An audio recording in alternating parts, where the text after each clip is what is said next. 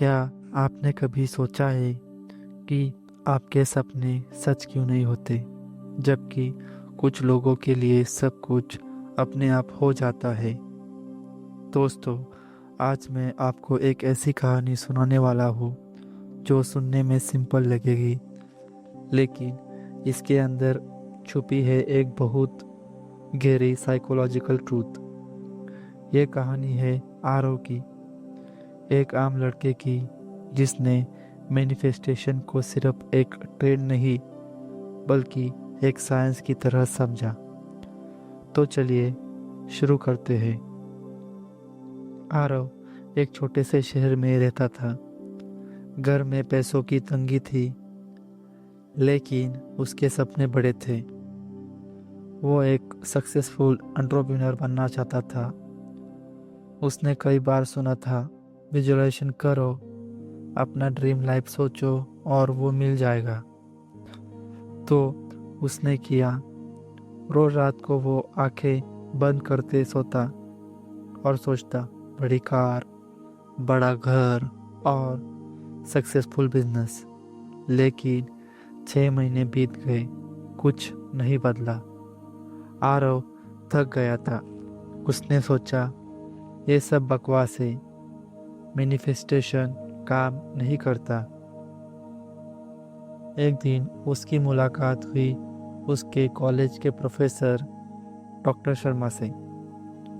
आरव ने फ्रस्ट्रेटेड होकर कहा, सर, मैंने सब कुछ ट्राई किया, विजुअलाइज किया, अफर्मेशन किए, विजन बोर्ड बनाया, फिर भी कुछ नहीं हुआ।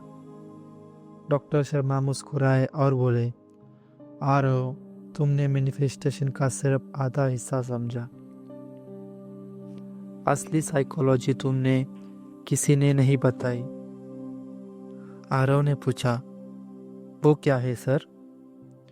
प्रोफेसर बोले, बेटा, तुम्हारा कॉन्शियस माइंड सपने देखता है, लेकिन तुम्हारा सबकॉन्शियस माइंड वही मानता है जो तुम डीपली फील करते हो।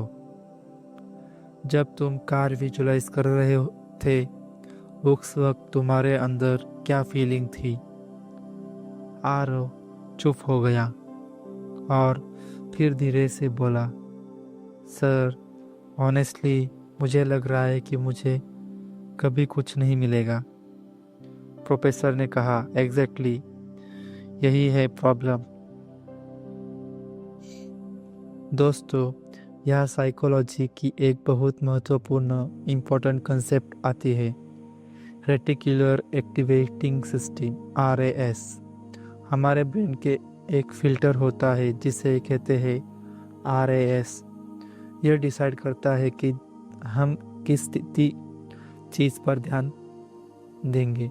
जब आप जेन्युइनली बिलीव करते हो तो कुछ पॉसिबल है, तो RAS आपको उससे रिलेटेड अपॉर्चुनिटीज, आइडियाज़ और कनेक्शन दिखाने लगता है। लेकिन जब आप डीप डाउन डाउट हो, RAS उन सब चीज़ों को इनविजिबल कर देता है। इसीलिए दो लोग एक ही रूम में होते हैं,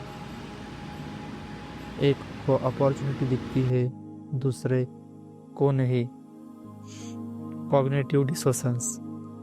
जब हम कुछ सोचते हैं तो हमारी करंट रियलिटी से मैच नहीं करता, तो ब्रेन में एक कॉन्फ्लिक्ट होता है।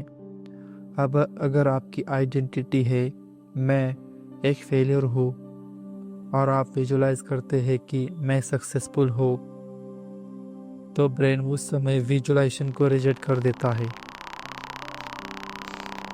मैनिफेस्टेशन तब काम करता है जब आप अपनी आइडेंटिटी बदलते हो, सिर्फ अपनी थिंकिंग नहीं। डॉक्टर शर्मा ने आरव को 3 चीज़ें करने को कही। पहली बात, एविडेंस जर्नल लिखो। हर रोज 3 छोटी चीज़ें लिखो, इससे ब्रेन को प्रूफ मिलता है कि तुम कैपेबल हो। दूसरी बात, आइडेंटिटी शिफ्ट करो। सिर्फ ये मत सोचो कि मुझे सक्सेस चाहिए, बल्कि खुद से पूछो, एक सक्सेसफुल पर्सन क्या करता है, और वो करना शुरू करो आज से। तीसरी बात, इमोशन के साथ विजुअलाइजेशन करो। सिर्फ पिक्चर मत देखो, उस मोमेंट को फील करो। ब्रेन इमेज से नहीं, इमोशन से सीखता है। आरव ने यही किया। धीरे धीरे उसका सेल्फ टॉक बदला। उसे छोटे छोटे अपॉर्चुनिटीज़ दिखने लगे जो पहले इनविजिबल थे। उसने एक स्मॉल ऑनलाइन बिजनेस शुरू की और 1 साल के अंदर वो उस जगह खड़ा था जिसकी उसने कभी सिर्फ कल्पना की थी। लेकिन इस बार उसे सरप्राइज नहीं हुआ क्योंकि उसका ब्रेन पहले से तैयार था। दोस्तों, इस कहानी से हमें 3 बड़ी लेसन मिलते हैं। 1, manifestation equal to psychology plus action. सिर्फ सोचने काफ़ी नहीं है, अपने सबकॉन्शियस को रिट्रेट करना ज़रूरी है। 2, feeling is greater than visualisation. Brain image नहीं, इमोशन को स्टोर करता है। जो फीलिंग करोगे वही अट्रैक्ट करेंगे। 3, आइडेंटिटी पहले, रिजल्ट बाद में।